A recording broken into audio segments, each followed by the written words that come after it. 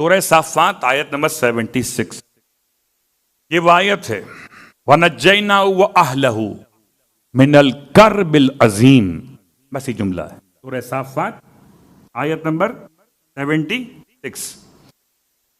اس کو صبح کی نماز کے بعد 100 مرتبہ پڑھنا ہے بلند آواز، اور 100 مرتبہ پڑھنا ہے آہستہ آواز۔ یہ علماء عارفین کے لحاظ سے یہ آیت کا یہ حصہ یہ تمام حاجتوں کو حاصل کرنے کی ایک چابی ہے۔ وَنَجَّيْنَاهُ وَأَهْلَهُ مِنَ الْكَرْبِ الْعَظِيمِ، ہم نے اسے اور اس کے گھر والوں کو ایک بہت بڑی مشکل سے نجات دے دی۔ یہ اس کا ترجمہ ہے۔ اس کو صبح کی نماز کے بعد پڑھیں 100 مرتبہ بلند آواز سے، اور 100 مرتبہ پڑھیں آہستہ آواز۔ اللہ اکبر، معنی سمجھ کر خدا سے رجوع کرتے ہوئے کہ ہر کرب ہے، کرب عظیم نہیں ہے، اور خدا خدائے عظیم ہے۔ اگر کوئی کرب عظیم بھی ہو تو خدا اس سے نجات دے سکتا ہے۔ اور اس سے پہلے کہ میں ایک جملہ مصائب کا پڑھوں، آج جیسے کہ اناؤنس کیا جا چکا ہے کہ آج آپ کی خدمت میں دعائے ابو حمزہ صومالی۔ صومال کسے کہتے ہیں؟ صومال کہتے ہیں کسی ایسی جماعت کو جو کسی بڑی جماعت سے جدا ہو گئی ہو، یعنی کسی ایک ایسے گروہ کو جو کسی بڑی جماعت سے الگ ہو گیا، اس کو صومال کہتے ہیں۔ بہرحال یہ خاندان کا پس منظر ہے جناب ثابت بن دینار کے حوالے سے۔ ثابت بن دینار کا نام بھی یاد نہیں اور نہ صومال کا ترجمہ یاد، تب بھی کوئی فرق نہیں پڑتا۔ یہ چوتھے امام کے بھی صحابی ہیں، یہ پانچویں امام کے بھی صحابی ہیں، یہ چھٹے امام کے بھی صحابی ہیں۔ یعنی انہوں نے 3 معصومین کا دور مسلسل دیکھا۔ ان کی زبان پر اثر کتنا ہوگا دعا کا۔ کہتے ہیں بچی تھی چھوٹی، گر گئی کھیلتے ہوئے اور اس کا ہاتھ ٹوٹ گیا۔ آج کی زبان میں آپ کے فریکچر ہو گیا، ہڈی میں بال آ گیا۔ اب اس زمانے میں تو ڈاکٹر نہیں ہوتے اس طرح جیسے آج ہوتے۔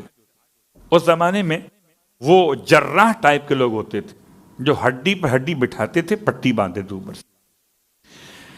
کتنی تکلیف ہوتی تھی جب وہ کھینچ کر ہڈی کے حصے کو کھینچ کر چاہتے تھے کہ بٹھا دیں ٹوٹے ہوئے حصے کے ساتھ۔ یہ لے کر کے جراح کے پاس بچی چیخ رہی، چلا رہی ہے۔ ان کے ذہن میں خیال آیا جب یہ کھینچے گا، ابھی تو کھینچا نہیں ہے، کتنی شدید تکلیف ہوگی۔ بس یہ سوچ کر ابو حمزہ کے آنکھوں میں آنسو آئے۔ اس سے پہلے کہ وہ جراح بچی کا ہاتھ کھینچتا، اب جو ہاتھ میں ہاتھ دیا ٹوٹا کہاں سے تھا، جراح کو بھی خبر نہ تھی۔ جوڑے کسے؟ صلوات پڑھے محمد و آل محمد۔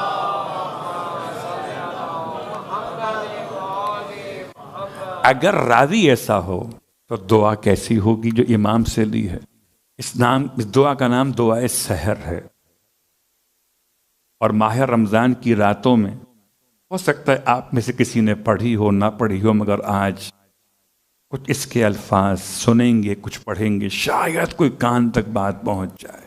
بہت سارے اس کے فضائل ہیں۔ یہ سمجھیے کہ یہ دعا انسان کو مشکلات سے نکالتی ہے، آسانیوں میں لے جاتی ہے، رزق بڑھاتی ہے، اولاد کو تابعدار بناتی ہے، آنکھوں کی روشنی بڑھاتی ہے، قوت سماعت میں اضافہ کرتی ہے، قوت گویائی میں توانائی دیتی ہے، قوت گرفت میں مضبوطی عطا کرتی ہے، قوت رفتار میں ثبات قدم کا عنوان بخشتی ہے، دل کو مضبوط کرتی ہے، دماغ کو رفیع کرتی ہے۔